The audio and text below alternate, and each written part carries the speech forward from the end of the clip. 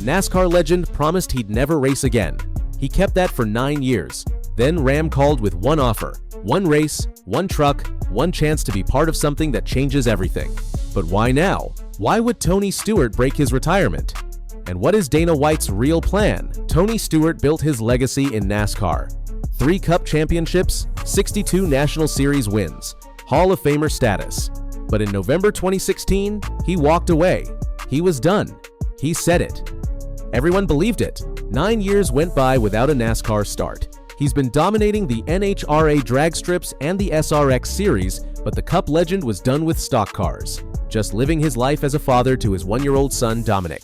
Tony Stewart was retired for good until February 2026. Ram announced they were coming back to NASCAR for the first time since 2012.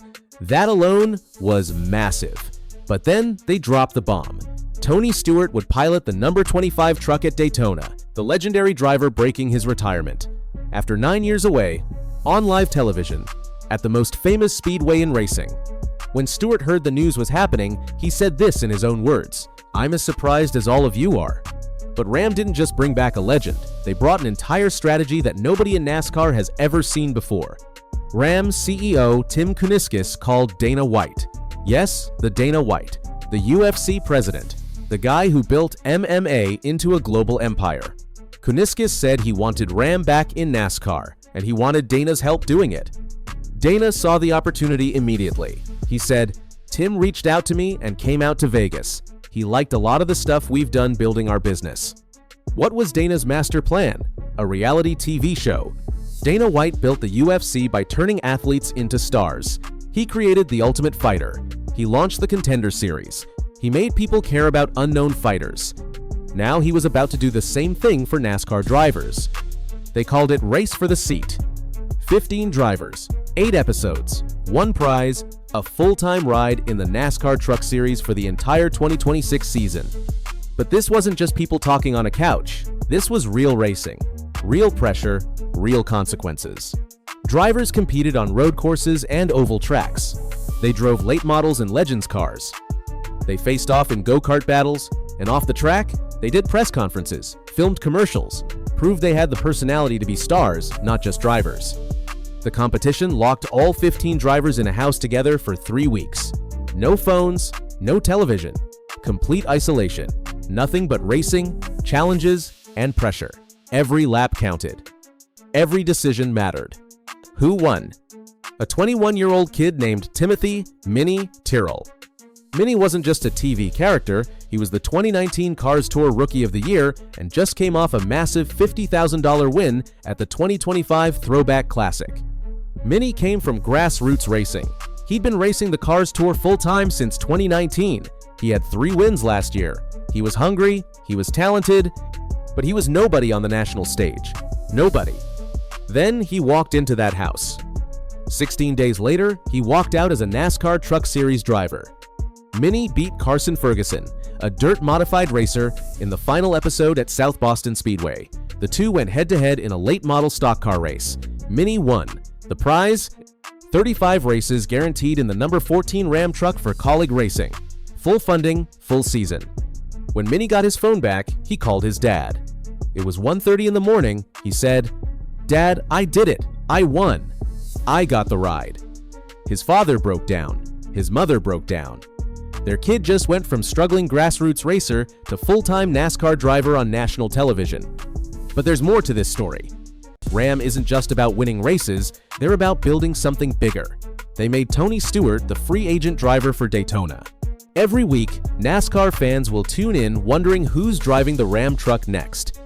This is Dana White's master plan, working exactly how he wanted it.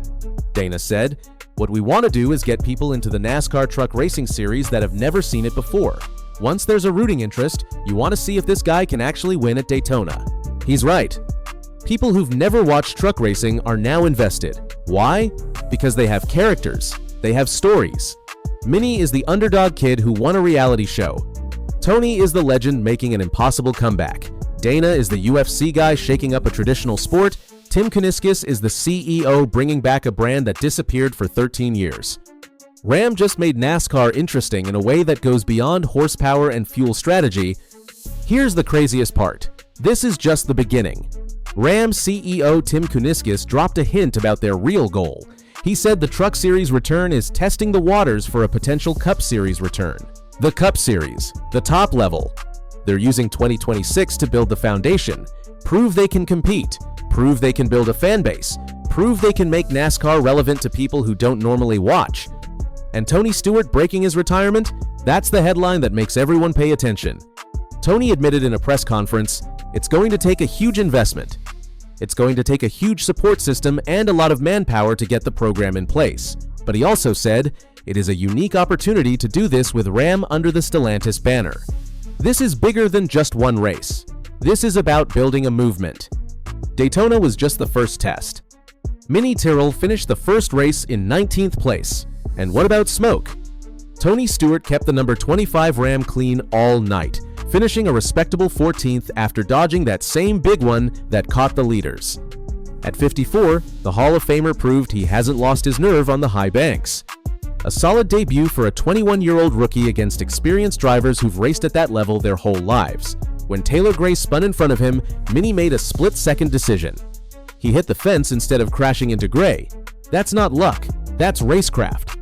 That's what separates the kids who get one shot from the kids who build careers. Kaulig Racing built a full lineup around this. Number 10. Daniel Dye, 22-year-old working on mental health advocacy through his nonprofit. Number 12. Brendan Butterbean Queen.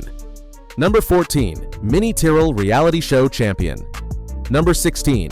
Justin Haley, two-time Daytona winner. Number 25. The free agent program, Tony at Daytona, new surprises each race. This isn't just a team. This is a cast of characters. This is storytelling. This is exactly what Dana White knows how to build. Ram is competing against Ford, Chevrolet, and Toyota in the Truck Series. It's the first time a new manufacturer entered NASCAR at the national level since 2007. And now Ram showed up with a reality TV show, a Hall of Famer, a UFC executive, and a kid from Virginia who won his seat on television. The racing world didn't see this coming. Tony Stewart breaking his retirement shocked everyone because everyone thought it was impossible. But Ram didn't just get Tony for one race. They got a strategy that pulls in viewers who've never watched NASCAR. They got a young driver with a real story. They got Dana White using his playbook in a brand new sport. And it's working. The question now is simple: how far will this go? Will Ram make the Cup Series? Will Mini Tyrrell become a star? Will Tony surprise everyone by being competitive at Daytona? Will Dana White's UFC strategy completely transform how NASCAR builds its future? You have to keep watching to find out. Because Tony Stewart just shocked everyone by coming back to NASCAR. And that shock is just the beginning of something massive.